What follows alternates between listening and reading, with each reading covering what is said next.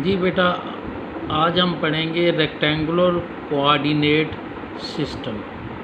Rectangular coordinate system असल में ये आपने देखा होगा, ये आपको नज़र आ रही हैं दो लाइनें। ये एक्स एक्सिस वाली लाइन है,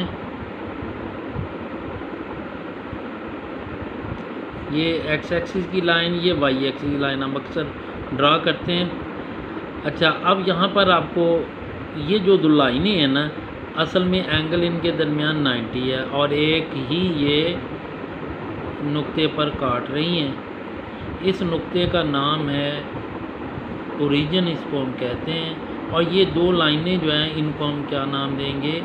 रेक्टेंगुलर कोऑर्डिनेट सिस्टम।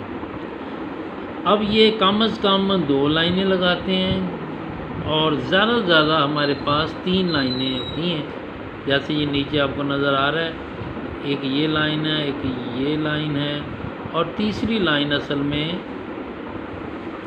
तीसरी लाइन जो टेढ़ी करके इधर बनाई गई है ऐसे, वो लाइन असल में 90 का एंगल बना रही है। ऊपर की तरफ हो सकती है या नीचे की तरफ हो सकती है। तो इनके दरमियान, तीनों लाइनों के दरमियान, जिसको नाम हमने दिया है एक्स एक्सिस, वाई एक्सिस और तीसरी लाइन है जी एक्सिस, ये तीनों लाइनों के दरमियान एंगल क्या है? 90 है। तो ये भी आपकी रेक्टेंगुलर कोऑर्डिनेट सिस्टम है। तो स्पेस में अगर हम लेना चाहें तो 3 लाइनें लेते हैं, अगर हम प्लेन में लेना चाहें तो हम 2 लाइनें लेते हैं। तो इसकी फिर डेफिनेशन ये हुई, यहाँ से आपको नज़र आ रही, देखें, द सिस्टम ऑफ 2 और 3 लाइन्स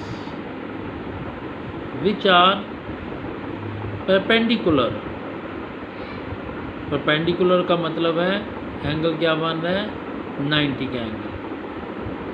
परपेंडिकुलर यानी more than two one another are called cartesian, या इसे कहते हैं रेक्टेंगुलर कोऑर्डिनेट सिस्टम। अच्छा, रेक्टेंगुलर क्यों कहते हैं? रेक्टेंगुलर इसलिए कहते हैं कि एंगल 90 है और रेक्टेंगुलर आपको पता है मुस्ततील, उसमें भी 2 साइडों के दरमियान एंगल 90 होता है, इसलिए इसका नाम पड़ गया रेक्टेंगुलर कोऑर्डिनेट सिस्टम।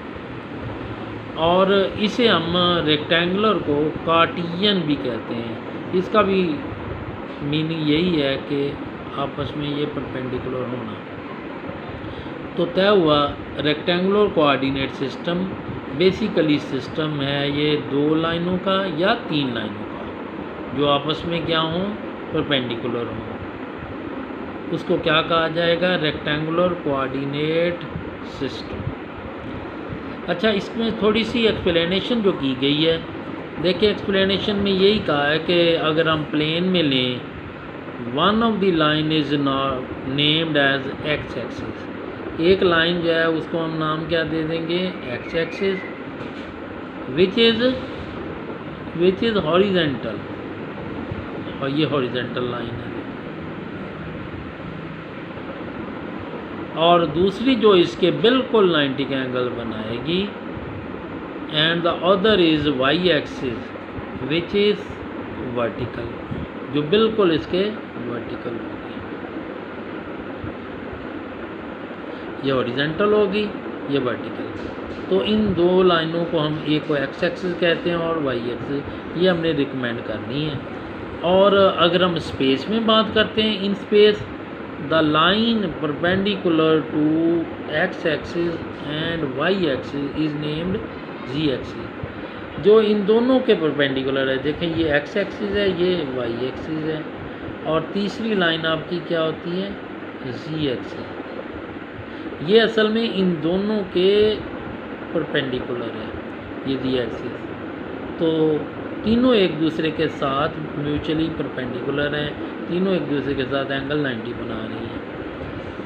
अच्छा, अब यहाँ पर आपको एक ये नज़र आ रहा है कि वेक्टर ड्रा किया है। ये लाइनें हम इसलिए यूज़ करते हैं कि साफ ज़ाहिर है हम एक वेक्टर ड्रा करना चाहते हैं तो इनका इस्तेमाल किया जाता है एक्स एक्सिस, वाई एक्सिस और जी एक्सिस का।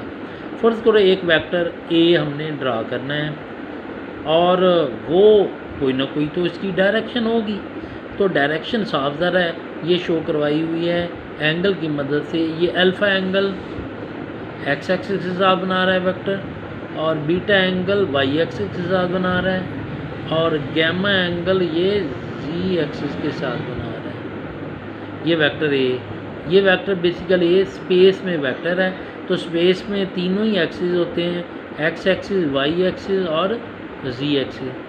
तो ये ए वेक्टर जो है वो स्पेस में वेक्टर होने की वजह से तीनों के साथ एंगल शो करवाया जाएगा। हाँ, अगर प्लेन में वेक्टर हो तो सिर्फ दो ही एंगल देखेंगे, एक्स एक्सिस और वाई एक्सिस के साथ। तो ये था भी हमारा रेक्टेंगुलर कोऑर्डिनेट सिस्टम।